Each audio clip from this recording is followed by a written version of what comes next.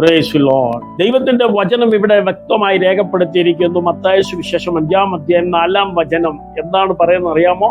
ദുഃഖിക്കുന്നവർ ഭാഗ്യവാന്മാർ, അവർക്ക് ആശ്വാസം ലഭിക്കും എന്നുള്ള ഒരു വചനം. നമുക്കറിയാം, സ്വർഗത്തിലെ ദൈവത്തിന്റെ വചനം എന്ന് പറയുന്നത് ദൈവത്തിന്റെ ജ്ഞാനമാണ്. ദൈവത്തിന്റെ ജ്ഞാനമാണ്. ഇത് ദൈവത്താൽ നമുക്ക് ലഭിക്കുന്ന ഒരു വലിയ അനുഗ്രഹമാണ്.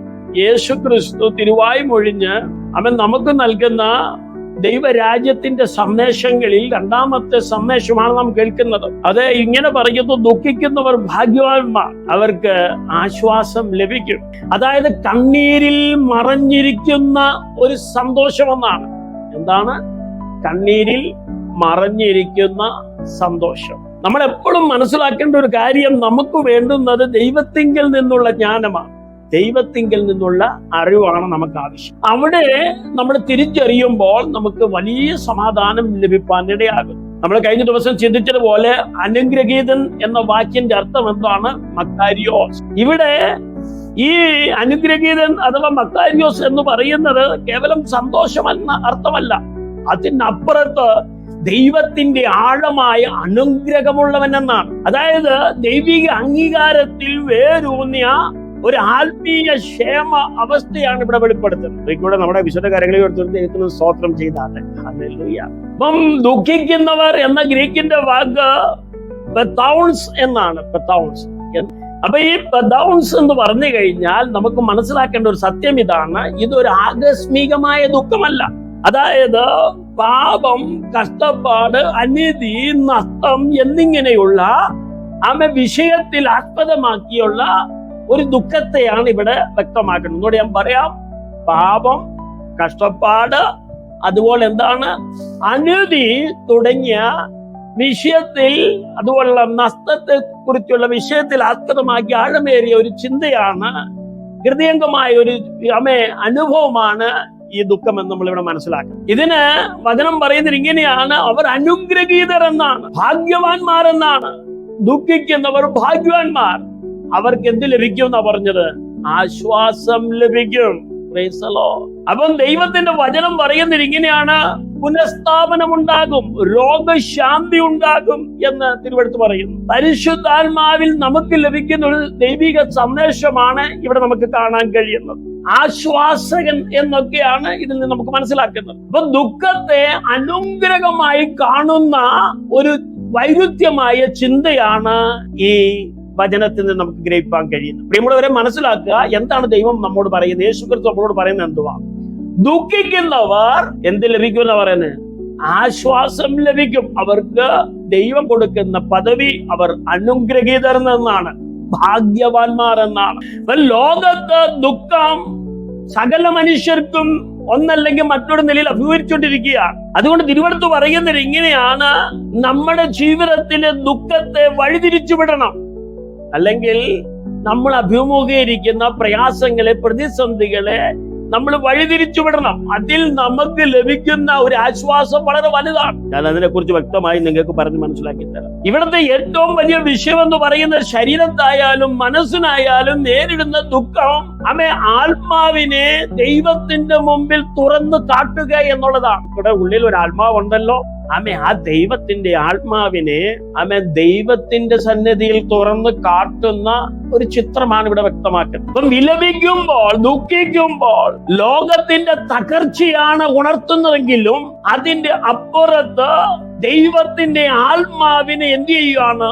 ദൈവത്തിന്റെ സന്നിധിയിൽ തുറന്നു കാട്ടുകയാണ്. എന്ന് പറഞ്ഞാൽ നമ്മളിലുള്ള ആത്മാവിനെ ദൈവത്തിന്റെ സന്നിധിയിൽ തുറന്നു കാട്ടുകയാണ്. മനുഷ്യനിൽ ദൈവം നിക്ഷിപ്തമാക്കിയിരിക്കുന്ന ആത്മാവ് നഷ്ടപ്പെട്ടു പോകാൻ പാടില്ല. ജീവിതത്തിൽ നമുക്ക് നേരിടുന്ന ദുഃഖവും പ്രയാസങ്ങളും വേദനകളും നെടുവീർപ്പുകളും എല്ലാം ദൈവത്തിന്റെ രാജ്യത്തിലേക്കുള്ള ഒരു തുറന്ന ഇടപെടലാണ് എന്ന് നാം തിരിച്ചറിയണം എന്ന് ഈ തിരുവെഴുത്ത് നമ്മളെ പഠിപ്പിക്കുക. അപ്പൊ ഈ വചനം പറയുന്നത് ഇങ്ങനെയാണ്: ഇവിടെ ആത്മീയമായ ഒരു പക്വത ആരംഭിക്കുകയാണ്. എങ്ങനെയാണ് ആത്മീയ പക്വത ആരംഭിക്കുന്നത്? തകർച്ചയിൽ നിന്നാണ് ഈ ആത്മീയ പക്വത ആരംഭിക്കാനിടയാകും. ബൈബിളിൽ അതിന് ഒരുപാട് ഉദാഹരണങ്ങളുണ്ട്.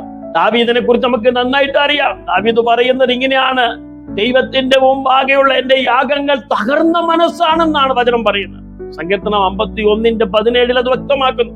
ദൈവമേ, തകർന്നും നുറുങ്ങിയതുമായ ഹൃദയത്തെ നീ നിരസിക്കല്ലേ എന്നാണ് പറയുന്നത്. നമുക്കറിയാം, ദാവീദ് രാജാവിന്റെ ചരിത്രത്തിൽ നേരിട്ട ഒരു വലിയ പാപത്തിന്റെ പരിണത ഫലത്തെ കുറിച്ച് താൻ വ്യക്തമായ ചിന്തയുള്ളവനായി മാറിയിരിക്കുന്നു.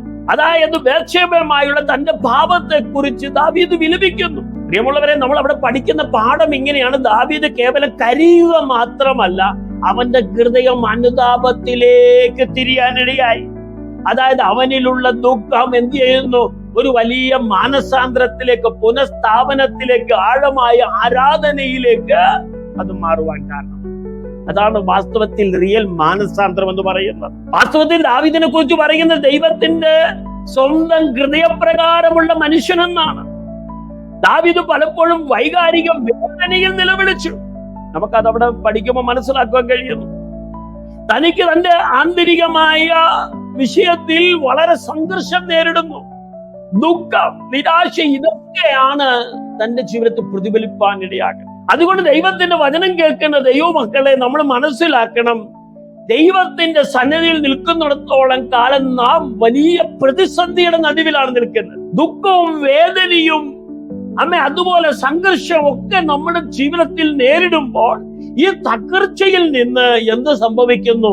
ആത്മീകമായ ഒരു വളർച്ച ഇവിടെ ഉണ്ടാക്കുകയാണെന്ന് ഈ തിരുവഴുത്തിൽ നമ്മൾ മനസ്സിലാക്കിക്കൊള്ളുക. അതുകൊണ്ടാണ് ദൈവത്തിന്റെ ജ്ഞാനം ഇവിടെ വിളിച്ചു പറയുന്നത്: ദുഃഖിക്കുന്നവർ ഭാഗ്യവാന്മാർ, അവർക്ക് ആശ്വാസം ലഭിക്കും.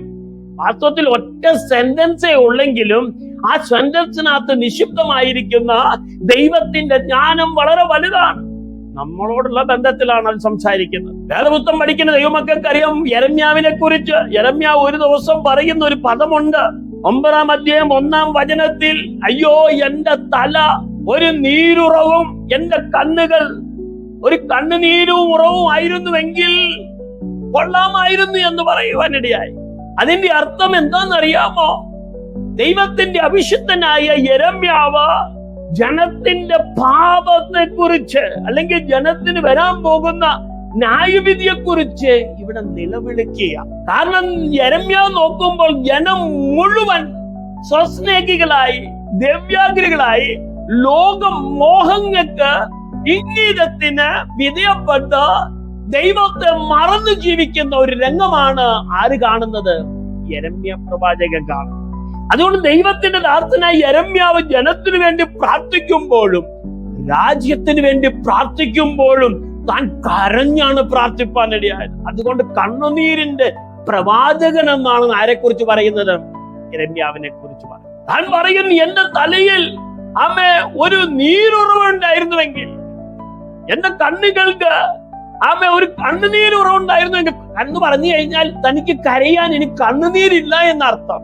അത്രമാത്രം നിലവിളിയും അഗാധമായി ആർക്ക് അനുഭവപ്പെടാനിടയായി? യെരമ്യാവിന് അനുഭവപ്പെടാനിടയായി.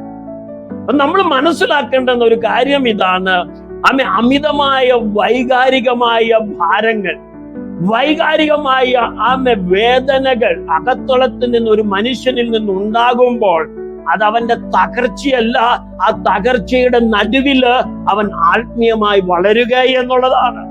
ദൈവത്തിന്റെ രാജ്യത്തിൽ അവൻ വളരുക എന്നുള്ളതാണ്. യേശു കർത്താവിനെ കുറിച്ച് പഠിക്കുമ്പോൾ നമുക്ക് മനസ്സിലാക്കി തരുന്ന ഒരു സന്ദേശമുണ്ട്. യേശു കരഞ്ഞു എന്ന് യോഹന്നാന്റെ സുവിശേഷം 11-ാം അധ്യായം 35-ാം വചനം വ്യക്തമാക്കുന്നു. നമുക്ക് ആ സംഭവം നന്നായിട്ട് അറിയാം. ലാസർ ഉയർത്തെഴുന്നേൽക്കുമെന്ന് യേശു ക്രിസ്തുവിന് അറിയാം. എങ്കിലും എന്താ സംഭവിച്ചത്? മറിയയുടെയും മാർത്തയുടെയും മാനുഷികമായ ആ ദുഃഖത്തിൽ ആര് പ്രവേശിച്ചു? പ്രിയരെ, ഇവിടെ യേശു പ്രവേശിപ്പാനിടയായി. അപ്പൊ യേശു കണ്ണുനീർ നമ്മുടെ ദുഃഖത്തെ വിശുദ്ധീകരിക്കുവാൻ ഇടയാക്കുന്നു എന്നുള്ളത് നമ്മൾ മനസ്സിലാക്കണം. അപ്പൊ നമ്മുടെ ദുഃഖം യഥാർത്ഥത്തിൽ വിശുദ്ധീകരണത്തിലേക്ക് നയിക്കുന്നു. ദൈവം കണ്ണുനീരിനെ ഒരിക്കലും ശാസിക്കുന്നില്ല. നീ കരയണ്ടെന്നൊന്നും ചില സന്ദർഭങ്ങളിൽ യേശു പറയത്തില്ല, കരയണമെന്നാണ് ദൈവം പറയുന്നത്. കാരണം ആ കരച്ചിലിന്റെ നടുവിൽ ഒരു ശുദ്ധീകരണ അനുഭവം ഉണ്ടാകുകയാണ്. എത്ര പേർക്ക് കാര്യങ്ങൾ മനസ്സിലാകുന്നു? അതുകൊണ്ട് യേശു മാർത്തയും മറിയോടും ചേർന്ന് കരഞ്ഞു എന്നാണ് വിശുദ്ധ വേദപുസ്തകം നമ്മളെ പഠിപ്പിക്കുന്നത്. അതുപോലെ ഗദശമന തോട്ടത്തിൽ യേശു കരഞ്ഞു. വാസ്തവത്തിൽ പാപരഹിതനായ, പാപം ചെയ്യാത്തവനായ യേശു തന്റെ തീവ്രമായ വൈകാരികമായ ക്ലേശം എത്രമാത്രം അനുഭവിച്ചു എന്നുള്ളത് വിശുദ്ധ വേദപുസ്തകം പഠിക്കുന്നവർക്ക് അറിയാം. ഇതൊരു ക്ലിനിക്കൽ വിഷാദമല്ലെങ്കിലും അഗാധമായ ഒരു ദുഃഖമാണ് വെളിപ്പെടുന്നത് പ്രിയരെ. അതായത് ആത്മീയമായ ഒരു പരാജയമല്ല. ദൈവത്തിന്റെ പുത്രനായ യേശു ക്രിസ്തുവിൽ സംഭവിച്ചിരിക്കുന്ന വികാരം എന്താണ്? ആ ദുഃഖം എന്താണ്? വിലാപം എന്താണ്? അത് തന്റെ ജീവിതത്തിൽ ഇത്രമാത്രം തകർത്തു കളയുന്നത് എന്താണ്? വചനം പറയുന്നത് ഇങ്ങനെയാണ്: കണ്ണുനീർ തുള്ളികൾ രക്തത്തുള്ളിയായി മാറിയതുപോലെ അവസ്ഥ ആരുടെ ജീവിതത്തിൽ അഭിമുഖീകരിപ്പാനിടയായി? യേശു ക്രിസ്തുവിൽ അഭിമുഖീകരിപ്പാനിടയായി. അപ്പൊ ഈ ഡിപ്രഷൻ എന്ന് പറയുന്നതും ദുഃഖം എന്ന് പറയുന്നതും മനോവ്യതി എന്ന് പറയുന്നതും ഒരു പാപമല്ല, ദൈവം അത് അനുവദിക്കുന്നതാണെന്നുള്ളത് നാം മനസ്സിലാക്കണം. ഒരിക്കൽ ഏലിയാവ് എന്ന് പറയുന്ന അഭിഷുദ്ധ ദാസൻ പഴയ നിയമത്തിൽ നമുക്കറിയാം. 1 രാജാക്കന്മാരുടെ പുസ്തകം 19-ാം അധ്യായം 4-ൽ എന്താണ്? ബാലിന്റെ പ്രവാചകന്മാർക്കെതിരെ ഒരു വലിയ ആത്മീയ യുദ്ധം ചെയ്ത ശേഷം വിജയത്തിങ്ങോട്ട് മടങ്ങി വരുമ്പോൾ ഏലിയാവ് കടുത്ത നിരാശയിലായി. തിരുവെടുത്ത് പറയുന്നത് ഇങ്ങനെയാണ്: അവൻ ദൈവത്തോട് ഇങ്ങനെ പറഞ്ഞു, എന്റെ ജീവനെ ഒന്ന് എടുക്കണമേ എന്ന് ആരാവശ്യപ്പെട്ടു പ്രിയരെ? ഏലിയാവ് ആവശ്യം. അപ്പൊ ശക്തനായ ഒരു പ്രവാചകനായിരുന്നിട്ടും ഏലിയാവ് വൈകാരികമായി കഷ്ടപ്പെട്ടു. അപ്പോൾ നമ്മൾ മനസ്സിലാക്കണം, ഇത്രമാത്രം വിഷാദം എന്തുകൊണ്ട് വന്നു? ഏലിയാവിന്റെ ജീവിതത്തിൽ മരണത്തിന്റെ ഭയം ആഞ്ഞടിക്കാനിടയായി. അവനെ കൊല്ലുമെന്നുള്ള ഭീഷണി അവനിൽ അഭിമുഖീകരിക്കാനിടയായി. എന്നെ ഒന്ന് ദൈവമേ എടുക്കണമേ, എന്റെ ജീവൻ എടുക്കണമേ എന്ന് പ്രാർത്ഥിച്ച സന്ദർഭമുണ്ട്. എങ്കിലും സ്വർഗത്തിലെ ദൈവം അവൻ ഏലിയാവിനോട് പറയുന്നു, നീ ഇങ്ങനെ വിഷാദിച്ചു നിൽക്കേണ്ടെന്ന ഒന്നല്ല, ദൈവത്തിന്റെ അഭിഷേകം നിന്റെ മേലുണ്ട്, നീ മുന്നോട്ട് തന്നെ പോകണമെന്ന് പറഞ്ഞ് ദൈവം ധൈര്യപ്പെടുത്തുകയാണ്. അതുകൊണ്ട് തിരുവെടുത്ത് കേൾക്കുന്ന ദൈവവചനം കേൾക്കുന്ന എന്റെ പ്രിയ സ്നേഹിതരെ, വിശുദ്ധ തിരുവെടുത്ത് എന്താണ് പറയുന്നത്? ദുഃഖിക്കുന്നവർ ഭാഗ്യവാന്മാർ എന്നാണ്. അപ്പൊ ദുഃഖം എന്ന് പറയുന്നത്, വിലാപം എന്ന് പറയുന്നത് നമ്മളിൽ നിക്ഷിപ്തമായിരിക്കുന്ന കണ്ണുനീർ ചാലുകൾ, കണ്ണുനീർ ഉറവകൾ നമ്മളെ ശുദ്ധീകരിപ്പാനിടയാകുന്നു.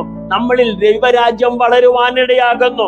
ദൈവം നമുക്ക് ഒരു പുതിയ യാത്രയ്ക്കുള്ള തുടക്കം കുറിക്കുന്നു എന്ന് ഈ തിരുവെഴുത്ത് നമ്മോട് സംസാരിക്കുക. ഒരുപാട് ഉദാഹരണങ്ങൾ വിശുദ്ധ ബൈബിളിലുണ്ട്. യോബിന്റെ പുസ്തകം പഠിക്കുന്നവർക്കറിയാം.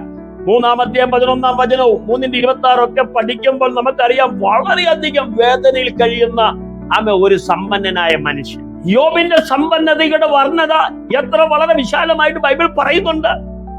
അതുകൊണ്ട് അത്രയും സമ്പന്നനും സൗഭാഗ്യമുള്ളവനും കുടുംബത്തിന്റെ മഹിമയും ശ്രേഷ്ഠതയും ഒന്നുപോലെ രുചിച്ചറിഞ്ഞവന് ഇത്ര പെട്ടെന്ന് നിർണായക നിമിഷത്തിൽ സകലതും നഷ്ടപ്പെട്ടവനായി ശൂന്യ അവസ്ഥയിലേക്ക് മാറിയപ്പോഴും യോബിന്റെ ഹൃദയത്തിനകത്ത് വിശ്വാസം ഭയങ്കരമാണ്.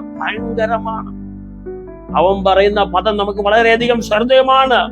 ഞാൻ ഒന്നുമില്ലാത്തവനായിട്ട് ഇവിടേക്ക് വന്നു, ഞാൻ ഒന്നുമില്ലാത്തവനായി തിരിച്ചു പോകുന്നു, അതിനാൽ ഞാൻ ദൈവത്തിന് നന്ദി പറയുന്നു എന്നാണ്. അപ്പോൾ അഗാധമായ നഷ്ടത്തിന്റെ നടുവിലും അഗാധമായ കഷ്ടപ്പാടിന്റെ നടുവിലും സഹിച്ചു നിന്നുകൊണ്ട് ദൈവത്തിന് നന്ദി പറയുന്ന ഒരു ഭക്തനെയാണ് നമുക്ക് ഈ തിരുവഴുത്തിൽ കാണാൻ കഴിയുന്നത്. വിശുദ്ധ കാര്യങ്ങൾ വരുത്തി ഒരിക്കലും ദൈവത്തിന് നന്ദി പറഞ്ഞാൽ. അതുകൊണ്ട് ഞാൻ വീണ്ടും പറയുന്നു, വിഷാദം ഒരു പാപമല്ല. ശാരീരികമോ മാനസികമോ ആത്മീയമായോ സാഹചര്യങ്ങളിലൂടെ നമുക്ക് നേരിടുന്ന സമ്മർദ്ദങ്ങൾ വളരെ വലുതാകാം. അപ്പൊ മാനസിക രോഗം ഒരാളെ യഥാർത്ഥത്തിൽ ക്രിസ്ത്യ അനുഭവത്തിൽ നിന്ന് അയോഗ്യനാക്കുന്നില്ല പ്രിയരെ. തിരുവെടുത്ത് പഠിക്കുന്നത് ഇങ്ങനെയാണ്: ഓരോ വിശ്വാസിയുടെയും ഹൃദയത്തിൽ വേരുന്ന വേദന ദൈവത്തിങ്കലേക്ക് കൊണ്ടുവരികയാണ്. അവർ ദൈവത്തെയാണ് പ്രോത്സാഹിപ്പിക്കുന്നത്. അവർക്ക് ദൈവത്തിന് നന്ദി പറയാൻ കഴിയും. അതുകൊണ്ടാണ് 1 പത്രോസിന്റെ ലേഖനത്തിൽ 5-ാം അധ്യായത്തിൽ പത്രോസ്ലീഹ പറയുന്നത്, അവൻ നിങ്ങൾക്കായി കരുതുന്നതാകിയാൽ നിങ്ങളുടെ സകല ചിന്താകുലും അവന്റെ മേലിട്ടുകൊള്ളുവേ. ഹല്ലേലൂയ. സങ്കീർത്തനം 34:18 അതുകൊണ്ട് പറയുന്നത്, കർത്താവ് ഹൃദയം നുറുങ്ങിയവർക്ക് സമീപസ്ഥനാണ്, മനസ്സ് തകർന്നവരെ അവൻ രക്ഷിക്കുന്നു. അപ്പോൾ വൈകാരികമായി കഷ്ടപ്പെടുന്നവർക്ക്, തകർന്നവർക്ക് ദൈവത്തിന്റെ അനുകമ്പ വളരെ വലുതാണ്. അപ്പൊ ജീവിതത്തിൽ നമ്മൾ എപ്പോഴും മനസ്സിലാക്കേണ്ട ഒരു സത്യം ഇതാണ്: പാപത്തിൽ ദുഃഖിച്ച് ദൈവത്തിങ്കിലേക്ക് തിരിയുവാൻ നമ്മൾ തയ്യാറാകണം. ദൈവഗിതപ്രകാരമുള്ള ദുഃഖമാണ് യഥാർത്ഥ മാനസാന്തരത്തിലേക്ക് നയിക്കുന്നത്. അതുകൊണ്ട് ഇന്ന് രാത്രിയിൽ വചനം കേൾക്കുന്ന എന്റെ പ്രിയ സ്നേഹിതരോട് എനിക്ക് വിളിച്ചു പറയാനുള്ളത്, നമ്മുടെ ജീവിതത്തിൽ ദുഃഖത്തിന് കാരണമാകുന്ന വിഷയം എന്തുമായിക്കോട്ടെ, അത് പാപമായിക്കോട്ടെ, മാനസിക സമ്മർദ്ദങ്ങളുടെ പിരിമുറുക്കം എന്തുമായിക്കോട്ടെ, ഈ ലോകപരമാകുന്ന വിഷയങ്ങളിലായിക്കോട്ടെ, ഒരു കാര്യം വ്യക്തമായി നമ്മൾ ചിന്തിക്കണം. അനുകമ്പയുടെയും ദയയുടെയും കരുണയുടെയും ഒരു ദൈവത്തെയാണ് നാം സേവിക്കുന്നത്, മറന്നു പോകരുത്. നമ്മുടെ ദുഃഖത്തിനകത്ത്, കണ്ണുനീരിനകത്ത് ഒരു ആശ്വാസത്തിന്റെ നാളം, തിരിനാളമുണ്ട് എന്ന് തിരിച്ചറിയണം. വിശുദ്ധകാര്യങ്ങളിൽ ഒരിക്കൽ ദൈവത്തെ സ്തുതിച്ചാട്ട്. ഹല്ലേലൂയ. ബൈബിളിൽ പറയുന്നു, ഒരു വരം കൂടെ ദൈവം നൽകുന്നുണ്ട്. കഷ്ടതപ്പെടുവാനുള്ള വരം, കഷ്ടത സഹിക്കാനുള്ള വരം, കഷ്ടപ്പെടാനുള്ള ഒരു വരം. നമ്മളിൽ പലർക്കും അത് മനസ്സിലാകത്തില്ല. അതുകൊണ്ട് തിരിച്ചറിയേണ്ട ഒരു കാര്യമുണ്ട്.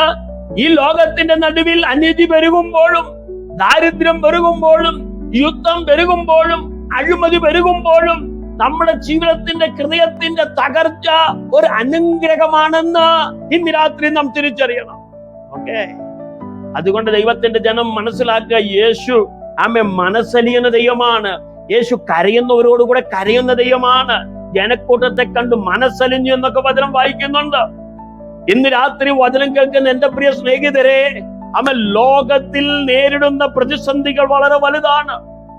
ഇതിന്റെ നടുവിൽ ആത്മീയൻ തകർച്ച നേരിടുന്നുവെങ്കിൽ അതൊരു ഭാഗ്യ പദവിയായിട്ട് കാണണമെന്ന് ഈ സുവിശേഷത്തിൽ യേശു വിളിച്ചു പറയുക.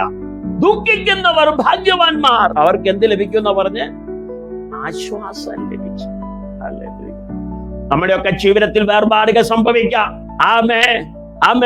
ജീവിതത്തിൽ നടുവിൽ ഫിനാൻഷ്യൽ പ്രോബ്ലം നേരിടാം. പലവിധമായ പ്രതിസന്ധികൾ അഭിമുഖീകരിക്കാം. എങ്കിലും സ്വർഗത്തിലെ ദൈവം പറയുന്നു, ഹൃദയം അങ്ങോട്ട് നുറങ്ങിക്കോട്ട്. ആ നുറങ്ങുന്ന ഹൃദയത്തിനകത്ത് ദൈവം എന്താണ്? സമീപസ്ഥനാണ്. ഹല്ലേലൂയ.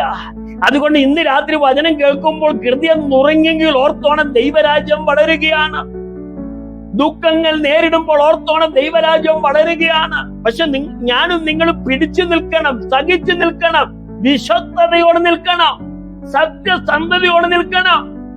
കാരണം ദൈവത്തിന്റെ പുത്രനായ യേശു ക്രിസ്തു മനസ്സലിഞ്ഞുവെങ്കിൽ, കരഞ്ഞുവെങ്കിൽ, അതിന്റെ നടുവിൽ ഉണ്ടാകുന്ന ആശ്വാസത്തിന്റെ തീവ്രത വളരെ വലുതാണ്. ക്രിസ്തീയ വിശ്വാസം നയിക്കുന്ന ദൈവത്തിന്റെ മക്കളെ, ആത്മഹത്യ നമുക്ക് ജീവിതത്തിന് സമാധാനത്തിൻ്റെക്കുള്ള ഒരു യാത്രയല്ല. ഹല്ലേലൂയ. കടഭാരം അനുഭവിക്കുമ്പോഴും ശാന്തി നഷ്ടപ്പെടുന്ന പ്രവണത നമുക്കുണ്ടാകാം. അത് നമ്മുടെ ജീവിതത്തിന്റെ തകർച്ചയാണെന്ന് തോന്നുമെങ്കിലും അവിടെ ഒരു ഉയർത്തെഴുന്നേൽപ്പുണ്ട് എന്ന് തിരിച്ചറിയാനുള്ള ഒരു ആത്മീയ കാഴ്ചപ്പാട് നമുക്കുണ്ടാകണം. ജീവിതം എപ്പോഴും പുതുക്കത്തിലേക്ക് മാറണം, ഒരു പുനഃസ്ഥാപനത്തിലേക്ക് മാറണം, ദൈവ ശബ്ദത്തിലേക്ക് മാറണം.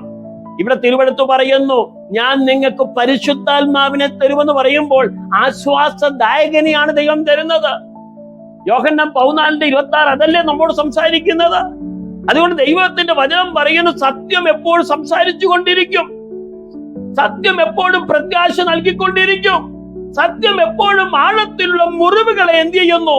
സുഖപ്പെടുത്തുന്നു.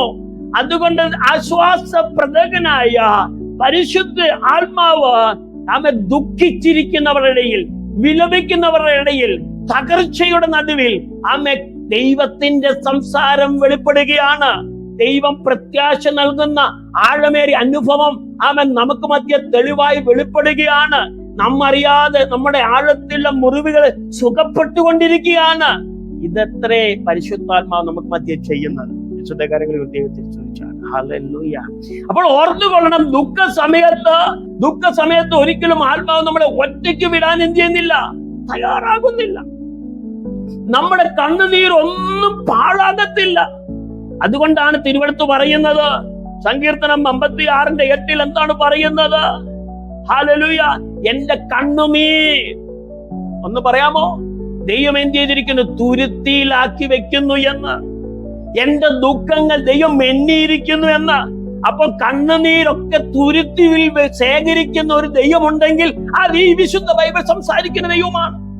എത്ര പേർക്ക് നന്ദി പറയാൻ കഴിയും? ഹല്ലേലൂയ. അപ്പൊ മനുഷ്യരെപ്പോഴും മനസ്സിലാക്കേണ്ട ഒരു സത്യമുണ്ട്, ഈ കണ്ണുനീരിനകത്ത് എന്തുണ്ട്? ആശ്വാസമുണ്ട്. ഈ കണ്ണുനീര് തുരുത്തിയിൽ സൂക്ഷിച്ചു വെക്കുന്നു. നമ്മുടെ വേദനകൾ, നമ്മുടെ അകത്തളത്തിലുള്ള വൈകാരികമായ വേദനകൾ ആര് മനസ്സിലാക്കുന്നു? ദൈവം മനസ്സിലാക്കുന്നു. ദൈവം സംസാരിച്ചുകൊണ്ടിരിക്കുന്നു. ദൈവം പ്രത്യാശ നൽകിക്കൊണ്ടിരിക്കുന്നു.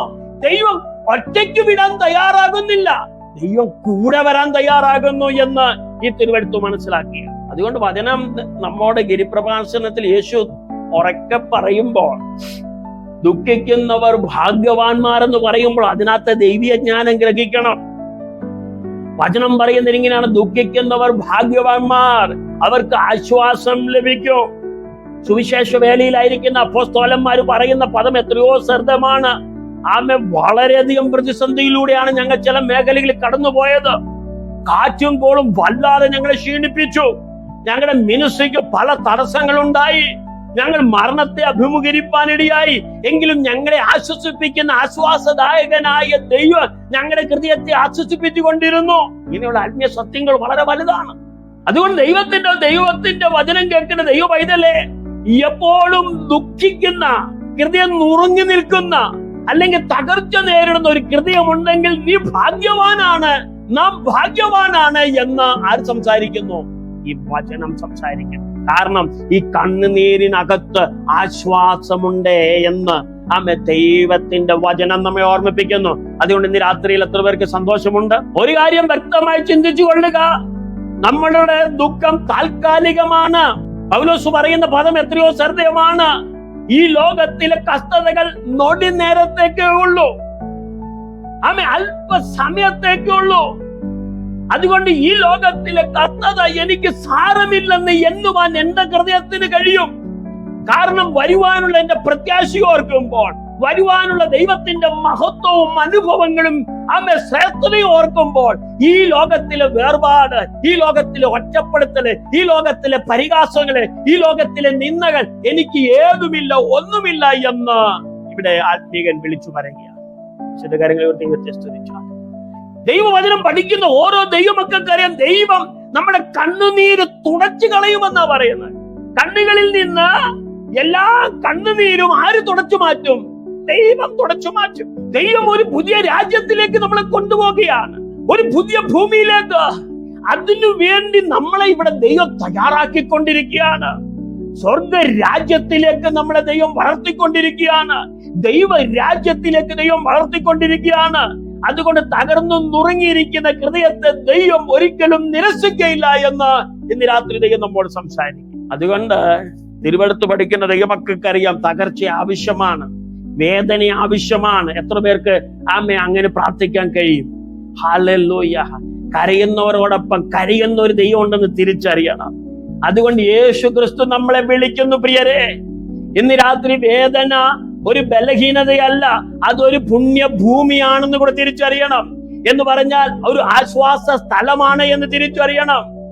കണ്ണുനീരെന്ന് പറയുന്ന ലജ്ജാപകരമായ ഒരു കാര്യമല്ല, അത് സന്തോഷത്തിന്റെ വിത്തുകളാണെന്ന് ദൈവമക്കൾ മനസ്സിലാക്കണം. വേദനയുടെ അഭാവമല്ല, മറിച്ച് ദൈവത്തിന്റെ സാന്നിധ്യമാണ് ആശ്വാസം. തിരുവെടുത്ത് പറയുന്നു, ദുഃഖിക്കുന്നവർ ഭാഗ്യവാന്മാർ, അവർക്ക് ആശ്വാസം ലഭിക്കും. നമുക്കൊരു രോഗം വന്നാൽ, ഒരു കഷ്ടത വന്നാൽ, ഒരു പ്രയാസം വന്നാൽ അതിനകത്ത് നിക്ഷിപ്തമായിരിക്കുന്ന ദൈവരാജ്യത്തെ കാണണം. ഹലോ, അതുകൊണ്ട് നമ്മൾ ഇന്ന് രാത്രി പ്രാർത്ഥിക്കണം, കർത്താവേ ശരിയായിട്ടൊന്ന് വിലപിക്കാൻ എന്നെ ഒന്ന് പഠിപ്പിക്കണമേ. നിന്റെ ഹൃദയം തകർക്കുന്ന കാര്യങ്ങൾക്കായി ഞങ്ങളുടെ ഹൃദയത്തെ ഒന്ന് തകർക്കണമേ. വേദനയിൽ നിന്ന് ഞങ്ങളൊന്ന് ഓടിപ്പോകാനൊന്നും ഇടവരരുത്. അത് നിന്റെ അടുക്കലേക്ക് ഓടുവാൻ ഞങ്ങളെ ഒന്ന് സഹായിക്കണമേ. ഞങ്ങളുടെ കണ്ണുനീർ പാഴാക്കാത്തതിന് ഞങ്ങൾ നന്ദി പറയുന്നു. ഞങ്ങളുടെ കണ്ണുനീർ നീ തുരുത്തി സൂക്ഷിക്കുന്നതിന് ഞങ്ങൾ നന്ദി പറയുന്നു. ഞങ്ങളുടെ ദുഃഖത്തെ പ്രത്യാശമായ, നിത്യമായ പ്രത്യാശയിൽ അങ്ങോട്ട് പൊതിയണമേ. എത്ര പേർക്ക് പ്രാർത്ഥിക്കാൻ കഴിയും? ഹല്ലേലൂയ. അതുകൊണ്ട് എത്രയോ പേർ ദൈവരാജ്യത്തിൽ വളരെ അനുഗ്രഹിക്കപ്പെട്ടിരിക്കുന്നു. ഇന്ന് രാത്രിയിൽ തിരിച്ചറിയണം, ദുഃഖിക്കുന്നവർ ഭാഗ്യവാന്മാർ. ഹലോ, യേശുവിന്റെ രക്തം, കണ്ണുനീരിൽ ഒരു ആരാധന നമുക്ക് വെളിപ്പെടണം. ദൈവത്തിന്റെ ആലിൽ കണ്ണുനീരോടെ, വിലാപത്തോടെ നമുക്ക് കടന്നു വരണം. അയ്യോ ഞാൻ അരിഷ്ട മനുഷ്യൻ എന്ന് പറഞ്ഞ് നിലവിളിച്ച യെശയ്യാവിനെ പോലെ നാം കടന്നു വരണം. എത്ര പേർക്ക് തയ്യാറാണ്? നമ്മൾ നമ്മുടെ ഭാരങ്ങളെ പരസ്പരം മനസ്സിലാക്കി ദൈവസന്നിധിയിൽ കടന്നു വരണം. ഇന്ന് ലോകത്ത് എന്താണ് സംഭവിക്കുന്നത് നിങ്ങൾക്ക് അറിയാമോ? ഇന്ന് ലോകത്ത് മനുഷ്യക്കടത്ത് നടക്കുകയാണ്, മതപരമായ പീഡനം നടക്കുകയാണ്, വംശീയത നടക്കുകയാണ്, ലോകത്ത് ദാരിദ്ര്യം നടക്കുകയാണ്, ലോകത്ത് ഗർഭചിത്രം നടക്കുകയാണ്, ലോകത്ത് ദുർമാർഗമായ എന്തെല്ലാം പ്രവൃത്തികളാണ് ദിനംതോറും നടക്കുന്നത്. ഈ ലോകം നമുക്ക് അനുകൂലമല്ല. സ്വന്തം മാതാപിതാക്കളെ പോലും വിശ്വസിക്കാൻ പറ്റാത്തൊരു കാലം, സ്വന്തം മക്കളെ പോലും വിശ്വസിക്കാൻ പറ്റാത്തൊരു കാലം. ഇവിടെ എല്ലാം പ്രതിസന്ധികളുടെ നടുവിലും നമ്മൾ പ്രാർത്ഥിക്കണം, ദൈവമേ നിന്റെ നീതി വെളിപ്പെടണം, നിന്റെ സമാധാനം വെളിപ്പെടണം, നിന്റെ സന്തോഷം വെളിപ്പെടണം. ഈ ജനത്തിന്റെ പാപത്തിൽ നിന്ന് അവരെ വിടുവിക്കണം, അവരെ നിരപരാധിയാക്കി മാറ്റണം. ഹല്ലേലൂയ. എത്ര പേർക്ക് പ്രാർത്ഥിക്കാൻ കഴിയും? ഇവിടെ ദൈവം പറയുന്നു, ദുഃഖിക്കുന്നവർ ഭാഗ്യവാന്മാർ, അവർക്ക് എന്ത് ലഭിക്കും? ആശ്വാസം ലഭിക്കും. പഴയ നിയമത്തിലൊക്കെ നമുക്ക് ഒരുപാട് പ്രവചനങ്ങൾ കേൾക്കാം. ദൈവത്തിന്റെ ദാസന്മാർ, ദൈവമക്കൾ വേദനിക്കുമ്പോൾ ദൈവം പറയുന്നു, എന്റെ ജനത്തെ ആശ്വസിപ്പിക്കുവീ, എന്റെ ജനത്തെ ആശ്വസിപ്പിക്കുവീ എന്നൊക്കെ എത്രയോ തവണ പറയുന്നുണ്ട്. അതുകൊണ്ട് ക്ഷമയുടെയും സമാധാനത്തിന്റെയും ഉറപ്പോടെയാണ് എന്ത് ലഭിക്കുന്നത്? നമുക്ക് ആശ്വാസം ലഭിക്കുന്നത്. ദൈവം നമ്മുടെ കണ്ണുനീർ തുടയ്ക്കും എന്ന് പറഞ്ഞാൽ കണ്ണുനീർ ഉണ്ടാകില്ല എന്നല്ല അതിന്റെ അർത്ഥം. കണ്ണുനീർ വരും, ഓരോ വിഷയത്തിന്റെ നടുവിൽ കണ്ണുനീർ വരും. അവിടെയെല്ലാം തുടയ്ക്കുന്ന ഒരു ദൈവമാണ് നമ്മുടെ ദൈവം. കാര്യങ്ങളിൽ ദൈവത്തെ സ്തുതിച്ചാണ്. ഹല്ലേലൂയ. ഇന്ന് രാത്രി എത്ര പേർക്ക് ദൈവത്തിന് സന്നിധി സ്തോത്രം ചെയ്ത് ദൈവത്തെ മഹത്വപ്പെടുത്താൻ കഴിയും? ഒരുപാട് ചരിത്ര സംഭവങ്ങൾ നമ്മുടെ രാജ്യത്തുണ്ട്. ഹല്ലേലൂയ. എത്രയോ പേര് യുദ്ധക്കെടുതികൾ നിമിത്തം നിലവിളിക്കുന്നു. സിറിയയിലും ഉക്രൈനിലും അതുപോലെ ഹല്ലേലൂയ പലസ്തീൻ നാടുകളിലൊക്കെ എത്രയോ പേർ നിലവിളിക്കുന്ന ചരിത്രം നമുക്കറിയാം. മറഞ്ഞുപോയ എത്രയോ ചരിത്രങ്ങൾ. ജർമ്മനിയിൽ പോലെയുള്ള സ്ഥലത്തെ ഹിറ്റ്ലറിന്റെ ഒക്കെ കാലഘട്ടത്തെ നിലവിളികൾ എത്രയോ വളരെ വലുതാണ്. നാസി ജർമ്മനി എന്ന് നിലനിന്ന കാലത്ത് നമുക്കറിയാം. ഹിറ്റ്ലറിന്റെ കീഴിൽ അന്നത്തെ സഭകളൊക്കെ വമ്പിച്ച പരാജയം നേടുമ്പോഴാണ് കണ്ണുനീർ ചാലിൽ കുതിർന്ന് അനേകർ എഴുന്നേൽക്കുവാനിടയായി. എത്ര പേർക്ക് അറിയാം ഡയട്രിച്ച് ബോൺഹാമിനെ പറ്റി? ഡയട്രിച്ച് ബോൺഹാമറിന്റെ കഥയൊന്ന് പഠിക്കണം. അദ്ദേഹം പറയുന്ന പദം വളരെ ശ്രദ്ധേയമാണ്. കഷ്ടപ്പെടുന്ന ദൈവത്തിന് മാത്രമേ സഹായിക്കാൻ കഴിയൂ എന്നാണ് അദ്ദേഹം പറയാനിടയായി. അദ്ദേഹത്തിന്റെ ആത്മാവിലുള്ള നിലവിളി വളരെ വലുതാണ്.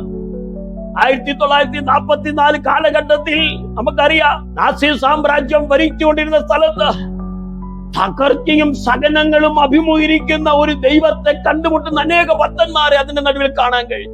ഹിറ്റ്ലറിന്റെ പ്രവർത്തിക്ക് വിരോധമായിട്ട് ആര് എഴുന്നേറ്റിട്ടുണ്ടോ അവരെയെല്ലാം കൊന്ന് ഒടുക്കുന്ന ഒരു കാലഘട്ടം.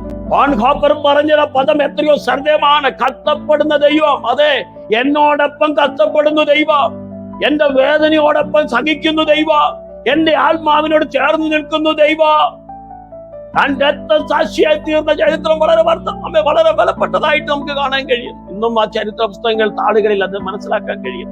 അത് ദൈവസ്വരൂപനായിരിക്കെ ദാസരൂപമെടുത്ത് മനുഷ്യനായി തീർന്ന ഒരു ക്രിസ്തുവിനെയാണ് അഭിഷിക്തന്മാർ കാണുന്നത്. യേശു ക്രിസ്തു ക്രൂശിക്കപ്പെട്ടപ്പോൾ ഏലി ഏലി ലമാ ശബക്തനി, എന്റെ ദൈവമേ നീ എന്നെ കൈവിട്ടതെന്ത് എന്ന് പറഞ്ഞ് ഹൃദയം തകർന്ന നിലവിളി ലോകത്ത് മുഴങ്ങിക്കൊണ്ടിരിക്കുകയാണ്. അത് കണ്ണുനീരിൽ ആശ്വാസം കാണാൻ കഴിയുന്നു. 7 രാജ്യക്കാരുടെ കല്ലേറുകൾ സ്തെഫാനോസിന്റെ ജീവിതത്തിൽ ആഞ്ഞു പതിച്ചപ്പോഴും താൻ കാണുന്ന വേദന വളരെ വലുതാണ്. മരണത്തോട് മല്ലടിക്കുമ്പോൾ, രക്തസാക്ഷിയായി മാറുമ്പോൾ സ്വർഗം തുറന്ന് ദൈവപുത്രൻ സിംഹാസനത്തിൽ എഴുന്നേറ്റ് നിൽക്കുന്ന ആ കാഴ്ച കാണുകയാണ്. കണ്ണുനീരിനകത്ത് ആശ്വാസമുണ്ട് എന്ന് ഇന്ന് രാത്രി എത്ര പേർക്ക് ഗ്രഹിപ്പാൻ കഴിയും? എന്റെ വാക്കുകൾ ഇവിടെ വശംപിരിക്കാൻ കഴിയും. എനിക്ക് ഒരുപാട് കാര്യങ്ങൾ പറയണമെന്ന്, എങ്കിലും സമയം വിലപ്പെട്ടതാണ്. അതുകൊണ്ട് ഇന്ന് രാത്രി വചനം കേൾക്കുന്ന ദൈവ പൈതലേ, നമ്മുടെ സർവശക്തനായ ദൈവം നമ്മുടെ കണ്ണുനീർ തുരുത്തി സൂക്ഷിക്കുന്ന ദൈവമാണ്. ഹല്ലേലൂയ. നമ്മൾ ലജ്ജിക്കേണ്ട കാര്യമില്ല. വേദനകൾ, കഷ്ടതകൾ നമുക്ക് ആവശ്യമാണ്. മദർ തെരേസയെ പോലെയുള്ള ധീര വനിതയെ കുറിച്ച് നമ്മളൊന്നും മറന്നു പോകരുത്. നമുക്കറിയാം, കൊൽക്കത്തയിലൊക്കെ ഉപേക്ഷിക്കപ്പെട്ട കുട്ടികളെയൊക്കെ ഓർത്ത് വിലപിച്ച ചരിത്രമുണ്ട്. കണ്ണുനീർ അവളെ പ്രവർത്തനത്തിലേക്ക് നയിച്ചു. ഇന്ന് രാത്രി വചനം കേൾക്കുന്ന ദൈവവൈദ്യരെ നമ്മുടെ ചുറ്റുപാടുകളെ നോക്കൂ. സമ്പന്നന്മാരെ കാണരുത്. ഈ ലോകത്തിലെ മനുഷ്യരായവരെ കാണൂ. ദരിദ്രരെ കാണരുത്, മനുഷ്യരെ കാണൂ. സമ്പത്തും ദരിദ്രവും ലോകത്തിന്റെ ഭാവങ്ങളാണ്. എന്നാൽ മനുഷ്യരെ കാണോ. മനുഷ്യർ സമ്പന്നരാണോ ദരിദ്രരാണോ എന്ന് ദൈവം നോക്കുന്നില്ല. മനുഷ്യരെ ദൈവം നോക്കുന്നത് അവരുടെ ഹൃദയങ്ങളെയാണ് നോക്കുന്നത്. ഹൃദയത്തിൽ വേദന അനുഭവിക്കുന്നവരെ കാണാൻ നമുക്ക് കഴിയണമെന്ന് ഈ വചനം നമ്മളെ വിളിച്ചു പറയുന്നു. ദുഃഖിക്കുന്നവർ ഭാഗ്യവാന്മാർ, അവർക്ക് ആശ്വാസം ലഭിക്കും. എന്റെ ജനം ദൈവത്തിന്റെ നാമം ചൊല്ലി അവൻ തങ്ങളെ തന്നെ താഴ്ത്തി പ്രാർത്ഥിച്ചു കണ്ണുനീരോടും വിലാപത്തോടും മടങ്ങി വരണമെന്ന് ദൈവിക സന്ദേശം നമ്മോട് പറയുകയാണ്. അതുകൊണ്ട് ദുഃഖം ഒരിക്കലും നമ്മളെ അന്ധരാക്കത്തില്ല എന്ന സത്യം നമ്മളെ ഓർത്തിരിക്കുക. വേദന വരുമ്പോൾ, കഷ്ടതകൾ വരുമ്പോൾ, ഞെരുക്കങ്ങൾ വരുമ്പോൾ നമ്മോടൊപ്പം ഒപ്പിയെടുക്കുന്ന നമ്മുടെ കുടുംബത്തിലുള്ളവരുണ്ട്, നമ്മുടെ കുഞ്ഞുങ്ങളുണ്ട്, നമ്മുടെ മാതാപിതാക്കളുണ്ട്. വേദന ഉണ്ടെങ്കിലേ അവർക്ക് ചില സത്യങ്ങൾ അറിയത്തുള്ളൂ. ദുഃഖമുണ്ടെങ്കിലേ അവർക്ക് ചില ദൈവിക കരുതൽ കാണാൻ കഴിയുള്ളൂ. ദുഃഖവും വേദനയും നമുക്ക് ആവശ്യമാണ്. അതാണ് ഈ സത്യസുവിശേഷത്തിന്റെ യാഥാർത്ഥ്യം. ഈ സുവിശേഷം എന്താണ് വിളിച്ചു പറയുന്നത്? പ്രോസ്പെരിറ്റി തിയോളജി അല്ല. ദൈവത്തിങ്കിലേക്ക് വരും, ഞാൻ നിന്നെ സൗഖ്യമാക്കാം. ദൈവത്തിങ്കിലേക്ക് വരും, ഞാൻ നിന്നെ പണക്കാരനാക്കാം. ദൈവത്തിങ്കിലേക്ക് വരും, ഞാൻ നിന്നെ ഉന്നതനാക്കാമെന്നുള്ള സുവിശേഷമല്ല ഈ സുവിശേഷം. ഈ സുവിശേഷം എന്ന് പറയുന്നത് കത്തതിലേക്കുള്ള സ്വാഗതമാണ്, വേദനയിലേക്കുള്ള സ്വാഗതമാണ്. നിലവിളിക്കാനുള്ള ഒരു ഹൃദയം ഉണ്ടാകണം, രൂപാന്തരപ്പെടുന്ന ഒരു ഹൃദയം ഉണ്ടാകണം. സത്യമെന്ന ആത്മാവിനെ തൊട്ടു രുചിച്ചറിയണം. ഈ ദൈവം നൽകുന്ന ഈ ആത്മാവ് സ്വർഗത്തെ തുറക്കുകയാണ്. വിശുദ്ധ കാര്യങ്ങൾ ദൈവത്തെ സ്തുതിച്ചാണ്. എത്ര പേരുടെ ഹൃദയത്തിൽ വാസ്തവത്തിൽ ഒരു വേദനയുണ്ട്? ഹൃദയത്തിന്റെ അകത്തളത്തിൽ എത്ര പേർക്ക് വേദനയുണ്ട്? നമ്മൾ എന്തിനെ കുറിച്ചാണ് വേദനിക്കുന്നത്? ദൈവത്തെ കുറിച്ചാണോ വേദനിക്കുന്നത്? ദൈവം സൃഷ്ടിച്ച ആളുകളെ കുറിച്ചാണോ വേദനിക്കുന്നത്? നമ്മൾ അത് മനസ്സിലാക്കണം. ഇന്ന് ദൈവം നമ്മളെ സ്നേഹിക്കുന്നുവെങ്കിൽ, ദൈവം നമ്മളെ സഹായിക്കുന്നുവെങ്കിൽ അത് ദൈവത്തെ കുറിച്ചുള്ള ഒരു വേദനയാകണം. ദൈവത്തിന്റെ ആളുകളെ കുറിച്ചുള്ള വേദനയാകണം. ദൈവം സൃഷ്ടിച്ച ഭൂമിയെ കുറിച്ചുള്ള വേദനയായിരിക്കണം. ദൈവം സൃഷ്ടിച്ച ആളുകളെ കുറിച്ചുള്ള വേദനയായിരിക്കണം. നമ്മളിലുള്ള ദൈവത്തെ അവർക്ക് കാണണം. നമ്മളിലുള്ള കത്തതയും വേദനയും അവർ മനസ്സിലാക്കണം. വേർപാട് അനുഭവിച്ചവനെ, വേർപാടിലിരിക്കുന്നവരെ എന്ത് ചെയ്യാൻ പറ്റുള്ളൂ? ആശ്വസിപ്പിക്കാൻ കഴിയൂ. ഒരു രോഗിയായി അവൻ ജീവിച്ചവനെ മറ്റുള്ളവന്റെ രോഗം മനസ്സിലാക്കാൻ കഴിയുള്ളൂ. ഒരു കത്തതയും ഫൈനാൻഷ്യൽ പ്രോബ്ലവും അവൻ നെടുവീർപ്പും ഒക്കെ അനുഭവിച്ചതിന് മാത്രമേ മറ്റുള്ളവന്റെ വേദന അറിയത്തുള്ളൂ.